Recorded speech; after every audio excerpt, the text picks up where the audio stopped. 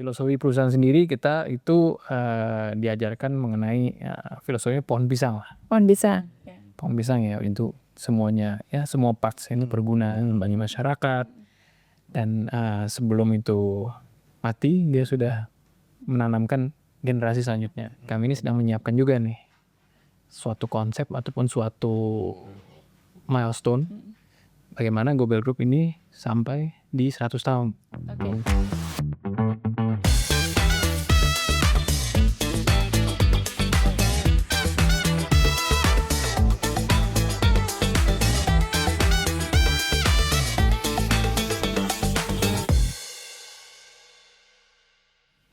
Halo Sobat Biskom, jumpa lagi bersama kami di Biskom Podcast, sebuah podcast di mana kita bisa membahas topik-topik terkini tentang bisnis, kewirausahaan, dan juga komunikasi. Bersama saya Katrini Nati Sarasia, pengajar di LSPR Faculty of Business, yang selalu didampingi dengan rekan dari SWA. Saya Vicky Rahman, Sobat Biskom, saya redaktur eksekutif SWA.co.id, part of SWA Media Group. Dan Sobat Biskom, seperti biasa kita kedatangan tamu yang istimewa karena pengalaman dan sebagainya, dan dia juga berkarir di suatu perusahaan yang ternama ya, Miss Catherine. Iya. Bisa ceritakan Miss Catherine siapa sosok? Oke, kita kedatangan tamu yang luar biasa gitu ya. Akan sangat banyak yang kita pelajari tentang makna sebagai generasi ketiga ya dari suatu perusahaan yang sangat besar gitu, yang kontribusinya luar biasa untuk tanah air kita. Tanpa berlama-lama, di sini ada Mas Arief Gobel. Welcome Mas di Biskom Podcast. Ya, that's Mas Arief. Terima kasih sudah menyempatkan hadir di sini.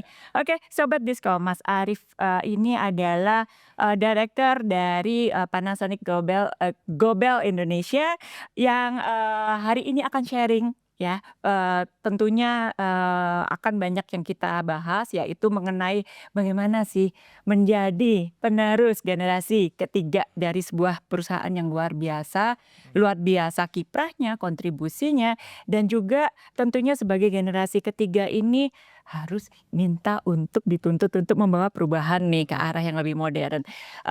Mas Vicky mungkin mau mulai dengan pertanyaan pertama? Iya, Mas Arief ini disebut-sebut sebagai salah satu partisipan ya, sebenarnya bukan partisipan dari transformasi digital perusahaannya di Panasonic Gobel Indonesia ya. Mas Arief, apa sih, mengapa melakukan transformasi digital dan kenapa ya? Apakah ada nilai-nilai dari keluarga atau perusahaan yang menyokong Mas Arief untuk melakukan hal itu? Iya. Oke, terima kasih Mas Vicky. Jadi kalau dari kami di Gobel itu sendiri, kita juga mendapatkan amanah maupun arahan juga untuk yang tadi Mas Vicky bilang itu transformasi digital. Ya, memang kalau dari kita melihat dari apa yang ditinggalkan dari pendiri perusahaan, yaitu almarhum Taib Muhammad Gobel, itu dalam filosofi ataupun dalam prinsip perusahaan yang ditulis oleh beliau, nomor ke-6 itu utamakan menyesuaikan diri dengan kemajuan zaman. Oke. Jadi kita harus mengutamakan diri kita ataupun pekerjaan kita dengan perubahan-perubahan yang ada sekarang. Nah, perubahan-perubahan yang sekarang ya kita tahu banyak sekali perubahan teknologi dan lain-lain. Jadi kita juga harus bagaimana bisa menyesuaikan diri kita dengan hal-hal tersebut. Iya, oke. Kita flashback dulu bahwa kiprah Gobel Group ini sudah 70 tahun lebih, benar ya? Sedikit lagi gitu ya. Nah, ada yang menarik nih, tadi disebut Taib Ahmad Gobel. Itu kakeknya Mas Arief. Ya. Nah, kalau Sobat Biskom tanya deh mau bokap nyokap deh, dulu pakai TV radionya pakai radio apa tuh? Itu akan kaitan yang ini. Nah, Ya itu, silakan Mas. oke. Nah, kembali lagi tadi kan ya, hampir 70 tahun, ya kan. Tentunya ini warisan atau apa ya namanya, hikmah, berkah yang luar biasa. Tidak hanya dipandang sebagai sebuah privilege, tetapi juga challenge kalau saya ngelihatnya. Ya, mempertahankan sebuah legasi besar gitu kan ya. Nah, nilai-nilai apa sih yang terus menerus dari Bapak Taib Muhammad Gobel, kemudian ke Bapak Rahmat Gobel, dan kemudian dilanjutkan dengan Mas Arief, dan mungkin nanti bersama keluarga yang lain, nilai-nilai apa yang dari awal terus akan dikip dan dikembangkan di dalam internal Gobel Group? Kalau nilai-nilai yang ditanamkan kita gitu ya, maupun Pak Rahmat maupun seluruh keluarga, generasi ketiga pun termasuk saya, kita tidak jauh-jauh dari yang tadi saya bilang itu filosofi perusahaan ataupun prinsip perusahaan. Filosofi perusahaan sendiri kita itu diajarkan mengenai filosofi pohon pisang lah. Pohon bisa. Pohon pisang ya itu semuanya ya semua parts ini berguna bagi masyarakat, dan sebelum itu mati dia sudah menanamkan generasi selanjutnya. Jadi harus kita selalu dibimbing untuk harus selalu membangun generasi penerus. Dan selain itu juga ada 7 prinsip perusahaan yang kita selalu sebutkan setiap hari. Oh tadi sempat di-mention yang nomor 6 ya. Berarti masih ada 5 yang lain. Ada 5 lagi. Oke. Apa tuh? Pertama, utamakan kita berbakti kepada negara melalui industri. Jadi kita bagaimana caranya kita apapun pekerjaan yang kita lakukan kita harus berpedoman terhadap ini untuk negara. Yaitu membuka lapangan kerja, memberikan yang terbaik, lain-lain. Berlaku jujur dan adil. Ya kerjasama dengan keselarasan, kita harus kerjasama lah. Lalu berjuang untuk perbaikan, utamakan ya. Jadi ini selalu ada utamakan kerjasama dengan keselarasan, utamakan berjuang untuk perbaikan, utamakan ramah tamah dan kesatria. Yang kelima. Jadi kita kalau bekerja karena ya alhamdulillah ini sudah lumayan berkembang, dan di saya pun juga generasi juga lumayan banyak ya saudara-saudara saya. Jadi kita kalau nggak ramah tamah gitu kita ya nggak akan maju. Dan yang penting juga adalah kita harus kalau salah kita harus kesatria. Nah yang tadi yang keenam menyesuaikan diri dengan kemajuan zaman, dan yang terakhir kita harus utamakan bersyukur dan berterima kasih. Jadi itu yang selalu kita ucapkan di setiap harinya sebelum kita mulai bekerja kita ucapkan. Jadi itu mau nggak mau sudah terinternalisasi ya menjadi apa sih kayak ya udah kita jalanin itu sehari-hari, karena sebenarnya itu value harian yang memang kita wajib untuk punya gitu ya. Tapi untuk mengingatkan ya berapa ribu karya itu kan perlu Betul, pengulangan gitu kan ya, sambil juga pasti kayaknya Mas Arief harus memberi contoh juga. Benar banget ya. hafal Harus hafal sama harus jadi wow gitu ya. Oke. Terus kemudian nama Gobel gitu kan ya. Selain itu nama marga, benar ya. Tapi terus ada singkatan yang luar biasa maknanya. Kalau nggak salah itu gerakan organisasi bela ekonomi. ada bilang Bina ekonomi lemah gitu. Kita melihat bahwa bina ekonomi lemah ini is a big statement gitu ya. Makanya berulang kali tadi saya bilang kontribusi yang luar biasa. Gimana Mas Arief melihat itu? Jadi memang ya kita diajarkan juga bahwa kalau Gobel, Gobel itu adalah nama marga. Tapi kalau dalam bisnis kita sesuai yang tadi Mbak Catherine bilang itu adalah gerakan ekonomi bina gerakan organisasi bina ekonomi lemah. Jadi sesuai dengan yang pertama lagi ya kita berbakti kepada negara melalui industri. Jadi dengan industri yang kita tekuni sekarang ya, itu bagaimana caranya kita juga kan mengembalikannya kepada negara kan. Salah satunya ya dengan mensupport juga UMKM. Gitu. Jadi banyak hal-hal yang kita lakukan untuk merealisasikan, menciptakan lapangan kerja yang luar biasa. Karena Mas Vicky, kalau tadi Mas Vicky sempat mention, kita fokusnya ke alat-alat elektronik. Ternyata diversifikasi usahanya Gobel Group ini udah luar biasa banget. Boleh cerita nggak? Ke lini bisnis mana lagi nih? Lini bisnisnya ya lumayan diverse ya. Jadi kita pada prinsipnya kita itu lahir dari manufaktur. Yang manufaktur tadi alat-alat elektronik, ada lampu dan sebagainya. Tapi kita sebetulnya juga industri lainnya itu sebenarnya dibangun untuk mensupport ataupun bisnis utama kita ini tadi manufaktur. Jadi kita bisa sebut satu adalah catering. Jadi awalnya memang ya dulu perusahaan manufaktur punya karyawan banyak, tapi mereka jajan keluar. Kadang-kadang mungkin sampai ada yang nggak makan pagi. Jadi karena melihat kondisi seperti itu, almarhum mengajak istri-istri karyawan untuk membangun ya seperti kantin gitu. Jadi yang masak mereka. Nah, tapi karena semakin berkembang akhirnya dibuatkanlah satu instansi ataupun ya perusahaan yang bekerja dalam industri catering, ya. food lah, food services. Yang tadinya untuk internal berarti. Internal ya. Tapi akhirnya berkembang kita juga support ke luar grup juga. Selain itu juga mendukung supportingnya lagi operation, kita juga logistik company juga ada. Banyak. Jadi hospitality, logistik, lalu kita juga ada trading, Mas Arif, dan lain-lain. 7 dekade telah berlalu, Gobel Group terus melaju ya. Nah, itu kan ada cikal bakalnya ya. Yang tadi poin pertama berbakti kepada negara kalau nggak salah ya. Ya. Kakeknya Mas Arif ini bikin televisi tahun 62 ya untuk support Asian Games. Ceritain kan ya. Ini teman-teman sobat Biskomen milenial Gen Z ini perlu tahu nih. Sebelum ada TV sekarang ini di Indonesia Manufaktur pertama loh yang bikin TV. Nah itu warisan legacy ya yang. Nah, jadi ya memang alhamdulillah memang kakek saya pejuang.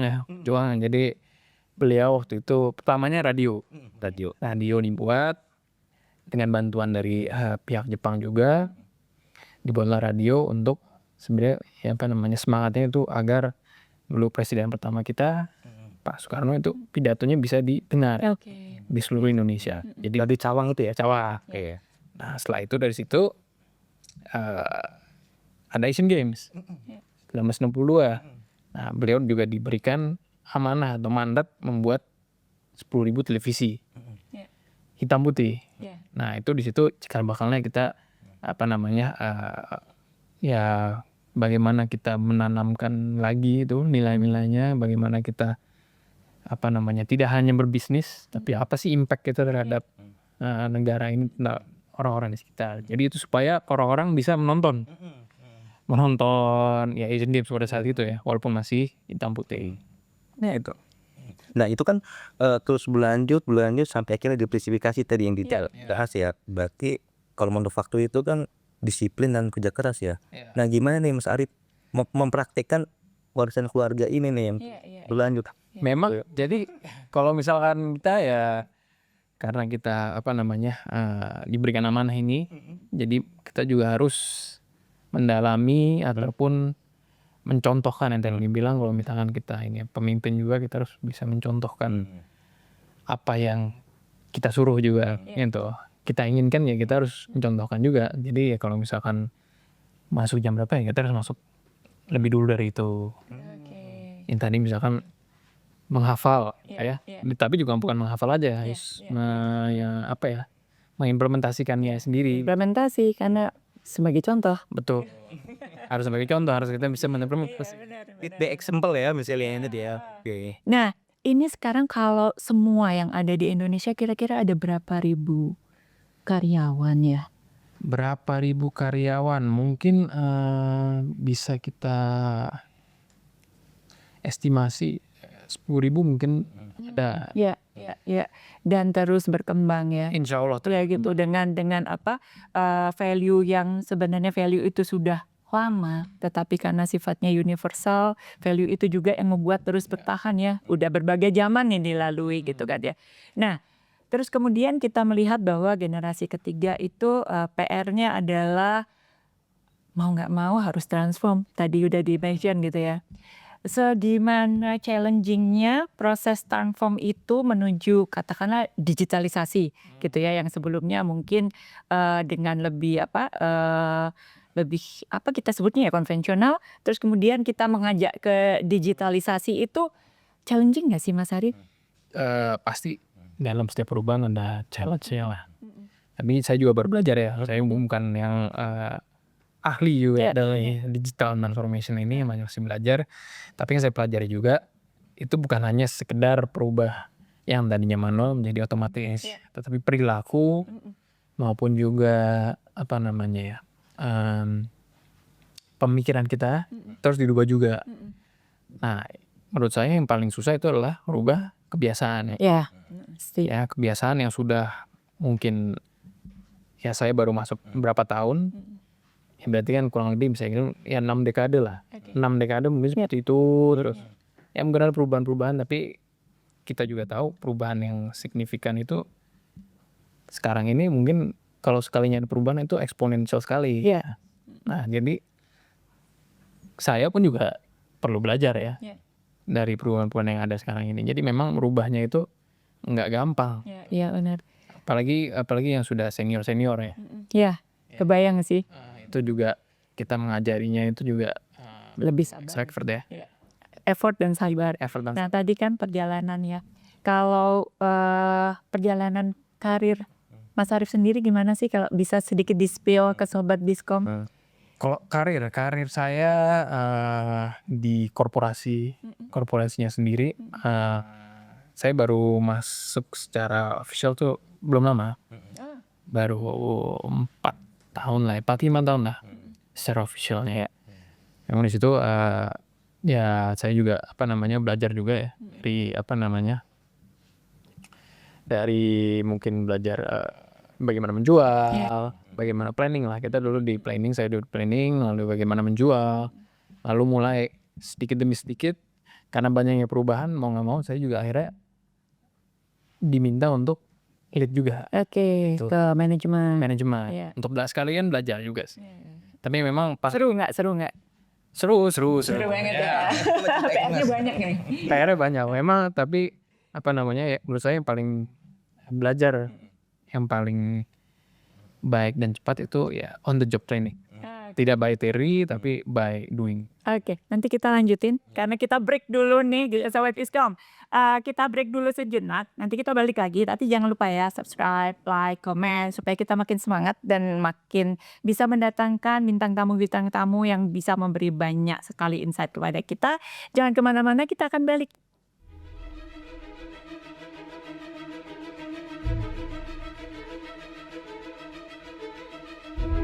Sebuah perubahan besar bisa berawal dari kekuatan pikiran seseorang.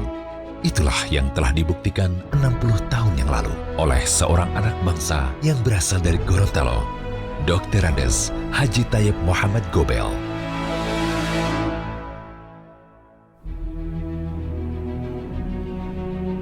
Keberanian dan tekadnya untuk menyatukan bangsa dan meningkatkan kualitas kehidupan, itulah yang menjadi embrio atas hadirnya Gobel Group di tengah masyarakat Indonesia dan dunia. Jalannya perusahaan kemudian dilanjutkan oleh putra kelima dari Tayyip Gobel, yaitu Rahmat Gobel.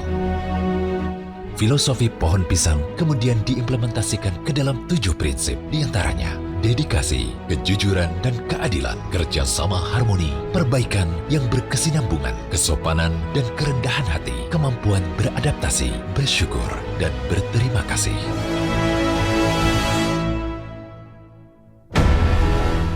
Pencapaian Gobel Group selama 60 tahun dihasilkan dari kerja keras dan ketekunan. Gobel Group terus aktif bermitra di berbagai lini bisnis. Sampai 2019, tercatat Gobel Group sudah memiliki 312 service center dan 18.000 orang karyawan yang tersebar dari 40 kota besar di Indonesia. Gobel Group memiliki struktur bisnis utama yang mencakup sektor manufacturing, trading and services, food and hospitality, dan property related. Gobel Group memiliki reputasi yang kuat sebagai mitra pilihan. Seiring dengan ekspansi bisnis kami telah berhasil membangun kemitraan dengan perusahaan di banyak sektor. 60 tahun sudah berjalan Gobel Group dan akan terus berjalan, terus berkontribusi dan menebar manfaat bagi umat manusia layaknya pohon pisang. Gobel Group untuk Indonesia dan dunia.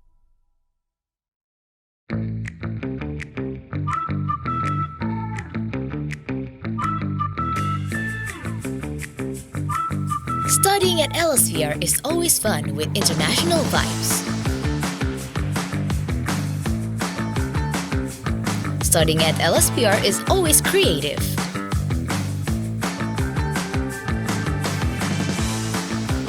Studying at LSPR is always flexible. Studying at LSPR is always effective. And also, one step ahead.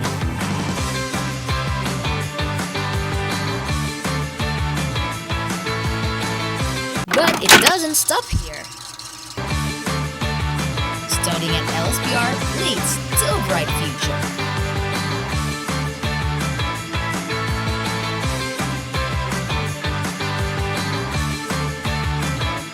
Halo, balik lagi bersama Biskom Podcast. Lanjut lagi nih, kita tadi bicara tentang perubahan, transformasi. Ini suatu bahasan yang pasti menarik sih buat kita semua. Karena kita langsung bicara dengan sosok yang luar biasa. Mas Arif, lanjut lagi kita ngobrolin tentang transformasi. Transformasi itu harus ada hasilnya ya, harusnya ya sebenarnya ya. Iya. Itu yang paling menarik bagi sobat Biskom, lihatnya before dan afternya Miss Catherine. Iya. Walaupun disebutin ya, banyak tantangannya nih. Iya, pastilah ya, banyak tantangannya bikin gitu. nyungsep lah ya gitu ya.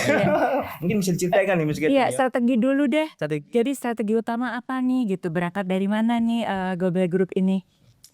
Oke, kalau strategi ya pastinya kita mulai itu dari manusianya dulu, dari SDM-nya. Oke. Jadi kita juga memikirkan, walaupun kita kembali lagi ke tradisi ataupun prinsip-prinsip yang ditanamkan ke kita, tapi kita juga harus mengcombine dengan apa yang ada sekarang. Jadi kita banyak melakukan program-program, terutama sekarang kita baru melakukan juga ya manajemen development program lah. Itu salah satu bagaimana kita mengakselerasi untuk ini orang-orang yang pilihan supaya bisa menjadi leader ke depannya. Oke. Nah ini kenapa kita melakukan itu, karena kita juga pengen ini jadi dikumpulin nih dari berbagai perusahaan dijadiin satu supaya dia ditempa lah ya, supaya mereka bisa menularkan lagi ke teman-teman di perusahaan-perusahaan mereka bekerja. Jadi start from the people. Ya harus dari manusianya. Harus dari manusianya. Kalau kita bicara tentang transformasi Mas gitu, tadi before after kayak gampang ya kita ngomongin before after, tapi ini this is a long journey right? Gitu. Proses yang akan berkesinambungan terus. Nah, kalau bisa dibilang kalau misalnya 1 sampai 10, kira-kira apa yang sudah dilakukan ini sudah mencapai mana nih? Kalau sekarang ini apa yang dilakukan paling baru 3 lah ya. Oke, ya. Masih very early lah. Very early. Jadi kita juga masih belajar ya, cara transformasinya juga. Tapi kita memang perusahaan yang cukup bisa dibilang cukup konvensional. Jadi it takes time and a lot of effort untuk kita bisa melihat afternya nanti.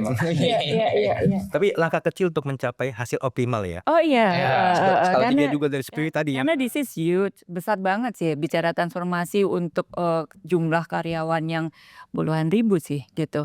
Nah, tadi dibilang salah satu tantangannya adalah people gitu kan, terutama untuk yang generasi yang sudah lama.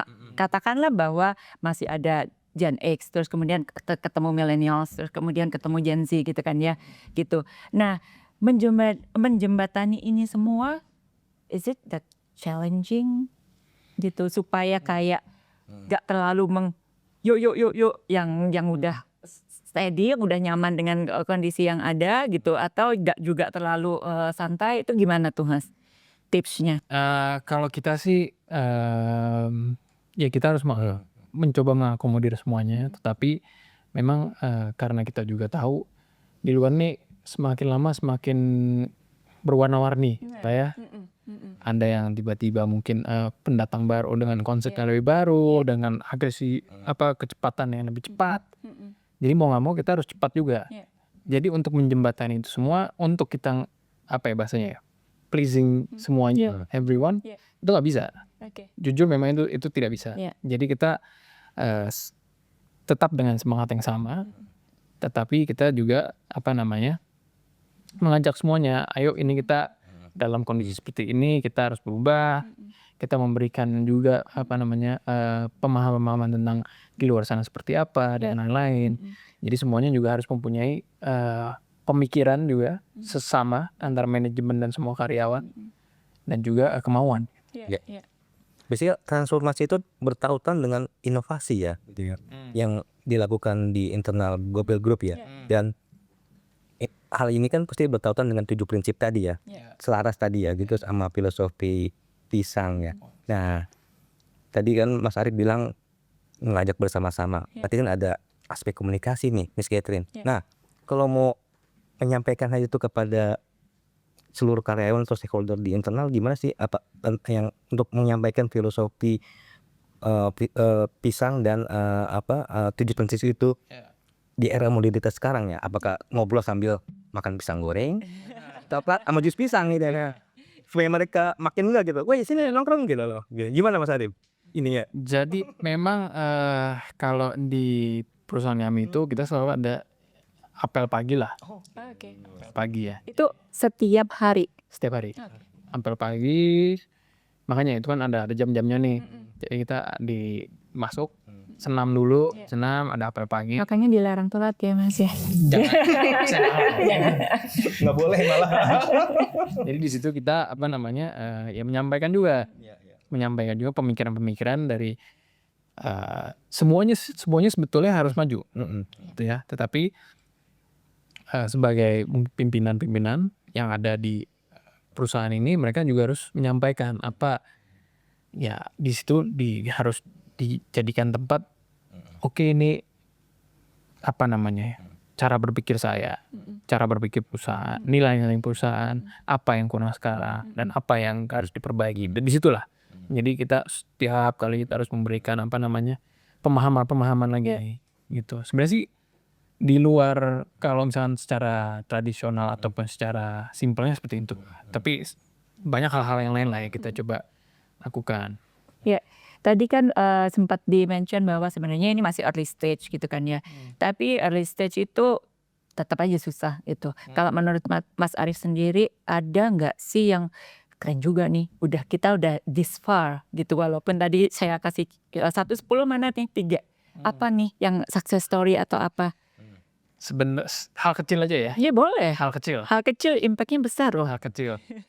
Sampai mungkin 2 tahun kebelakang kita nggak punya Instagram Gobel. Asik. Ya. Belum punya. Belum. Jadi karena kita memang konvensional sekali ya, tradisional. Jadi akhirnya kita bangun tim.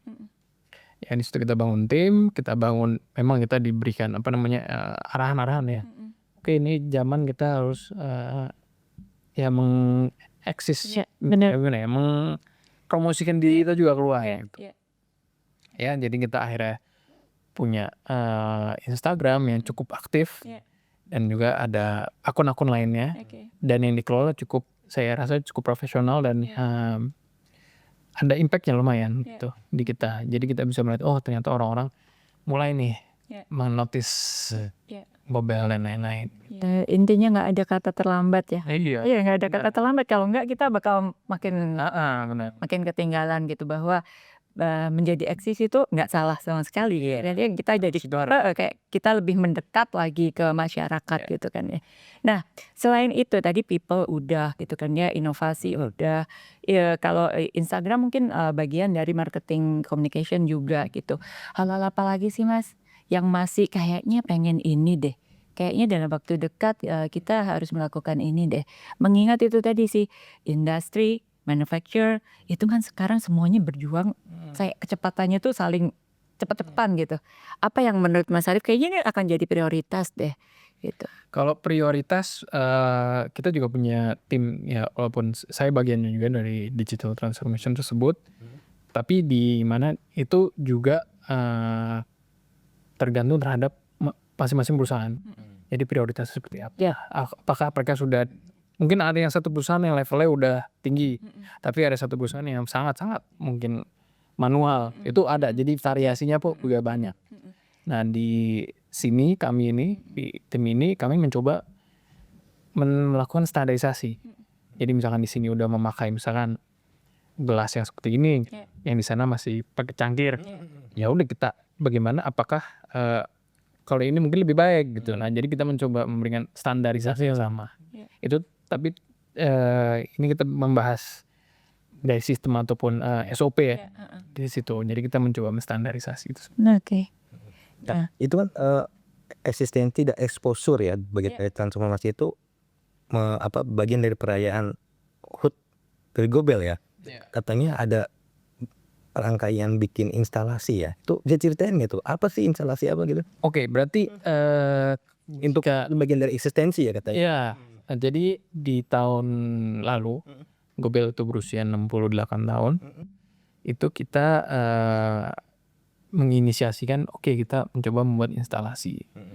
Berhubungan dengan tadi bagaimana kita mendalami supaya karyawan bisa mendalami semua sejarah, nilai-nilai daripada pendiri perusahaan. Ya. Jadi kita buatlah instalasi mengenai almarhum itu sendiri, Pak Taye ya. Jadi bagaimana dia memulai, produk seperti apa sih yang dulunya dia buat, lalu apa sih nilai-nilai yang dia selalu berikan kepada karyawan dan sebagainya. Itu juga kita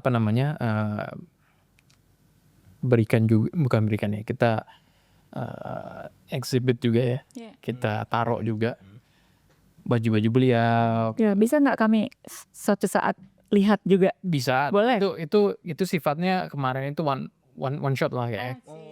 Masih kita pengen juga tujuan instalasi ini kita mau mengumpulkan informasi dan aset sebenarnya. Jadi supaya insya Allah ke depannya kalau kita mau punya museum Ya, tadi kepikir begitu sih. yang ya memang permanen, itu kita udah oke, ini kita tahu asetnya ada di mana dan apa, dan kita juga tahu informasinya itu gimana, dan ngejahitnya mungkin lebih gampang. Itu vibes-nya gimana dari karyawan untuk setelah ngeliat instalasi itu? Menurut saya ya itu sangat sangat bukan refreshing, tapi mereka ada yang merasa bangga juga. Ternyata sejarahnya tuh nggak cuma ini aja. Ternyata kita tuh punya sejarah yang cukup panjang, dan nilai-nilai yang kita tanamkan ataupun yang kita jalankan itu punya tujuan yang baik. Jadi bukan sekedar hanya kita mendapatkan keuntungan perusahaan, tetapi kita bagaimana kita juga berkontribusi terhadap orang di sekitar kita maupun negara. Iya, karena saya aja sebagai yang baru bertemu hari ini gitu, apa yang saya bisa tarik itu memang ini suatu kiprah yang luar biasa. Tidak hanya melulu kita bicara tentang bisnis gitu, melihat yang tadi 7 value aja, value-nya tuh sangat luar biasa gitu, sangat memanusiakan manusia. Terus kemudian perjalanan tadi dibilang pada waktu perjuangan yang benar-benar that's real perjuangan gitu, radio, TV dan lain-lain gitu. Makanya kalau saya sebagai di sini kebetulan sebagai host, saya pengen banget suatu saat kalau jadi museum tolong diinfo kepada kamu, akan jadi the first visitor gitu. Nah, terus kemudian nih dituntut terus maju gitu kan ya. Bagaimana Mas Ari melihat bahwa Gobel Group dalam 5-10 tahun ke depan ini dengan segala macam effort transformasinya ini akan menuju kemana nih? Gobel Group 5-10 tahun ke depan, pertanyaan yang cukup sulit sebenarnya ya. Tentunya sebetulnya dengan momentum kami yang akan berulang tahun ke-70 di tahun depan. Kami ini sedang menyiapkan juga nih suatu konsep ataupun suatu milestone bagaimana Gobel Group ini sampai di 100 tahun. Oke, dan akan punya karakteristik yang khas gitu ya, gitu. Wah, ini lulusan Gobel ini seperti ini nih gitu, akan selalu bawa value-value yang tadi. Mau kita panjangin cerita ini ya, tapi waktu terbatas. Makanya hati nggak bisa woles nih. Iya, Karena waktu terbatas. waktu kita terbatas. Nah, Sobat Biskom, sebelum kita menutup percakapan kita hari ini ya, edisi kita hari ini, Mas Arif ada sedikit closing statement yang bisa disampaikan ke Sobat Biskom, silakan. Kita paham ya mengenai perubahan-perubahan yang ada di dunia sekarang, itu begitu cepat, begitu masif ada di sana. Jadi kita selalu harus dituntut untuk berubah. Jadi baik itu kita dari posisi manapun, kita juga jangan malu-malu, jangan segan-segan untuk terus belajar. Karena dari situ kita bisa akhirnya meningkatkan skill kita, dan yang terutama akhirnya kita bisa berkontribusi terhadap negara ini. Terima kasih. Oke, luar biasa loh. Well said Mr. Arif. Iya. Oke, Sobat Diskom, tak terasa 30 menit kita bersama Mas Arif gitu ya. Terus saya lalu terima kasih banyak, dan Sobat Diskom nantikan selalu episode-episode selanjutnya di mana kita akan selalu bersama tamu-tamu yang membawa insight yang luar biasa. Dari saya, sampai jumpa lagi bersama Diskom Podcast. See you. Di era di mana teknologi informasi dan komunikasi berkembang pesat, transformasi digital memaksa kita memahami alur informasi yang tersebar cepat melalui jaringan internet. Membaca berita melalui gawai pribadi kini menjadi rutinitas harian bagi banyak orang. Selain memperoleh informasi terbaru, membaca berita juga menambah wawasan dan melindungi kita dari hoax. Menyadari pentingnya informasi yang akurat dan inspiratif, sua.co.id hadir menyajikan kabar bisnis dan ekonomi terkini.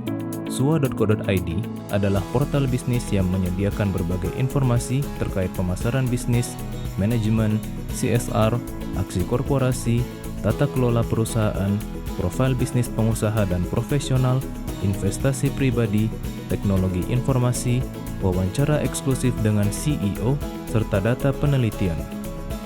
Kami tidak hanya menyajikan berita terkini, tetapi juga pembelajaran dari para pebisnis sukses, kisah perusahaan yang menginspirasi, strategi manajemen, pemasaran efektif, penciptaan kesuksesan bisnis, kewirausahaan, pengembangan karir, dan cerita sukses anak muda dalam berbisnis.